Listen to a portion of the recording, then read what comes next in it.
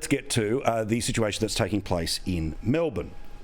Now, in Melbourne, masks are back on for hundreds of thousands of people, in fact millions of people across the beautiful city of Melbourne, all after a couple of cases have come out in the past couple of days. Here is the officials telling you it's for your own good. Masks need to be your priority, so please mask up. We can't rest on our laurels. We've done so much good work so far, but we do want to see people following the Chief Health Officer's advice, following the evidence, and that does require being vigilant and remembering to mask up. The problem is, these rules, they're a little bit like the old storybook Goldilocks. I talk about this a lot, the COVID Goldilocks rules, where basically, remember, if you travel 5Ks, it's just right, 4Ks kill you, 6Ks kill you. Whether you're in bed by a certain time, you know this stuff. They just make it up, right? Perfect example of how they are going to stop the spread in Victoria tonight.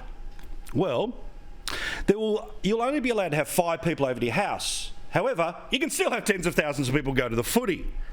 Under the COVID Goldilocks rules announced today, masks inside everywhere. But you can take your masks off if you're getting beauty treatment.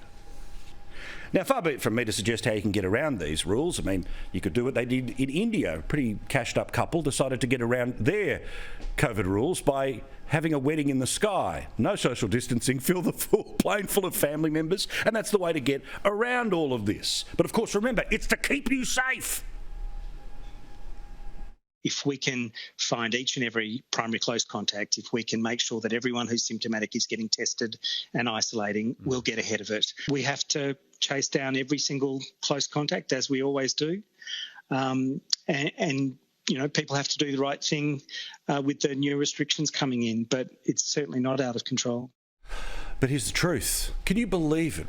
So many months after this whole thing started, more than a year and change since this thing started, there's still issues in Victoria with contact tracing. Now, they've got the QR code thing pretty right, but what you do with the information that you get seems to be a problem. You see, they missed one of the supermarkets that one of the infected people went to a couple of weeks ago.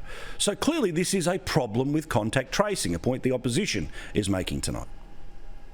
Victorians have worked too hard for our recovery to see it put at risk because this government can't get the basics right, even when it comes to contact tracing. So it's time for the government to step up, fix it up and keep Victorians safe rather than continually making mistakes and then make Victorians pay the price.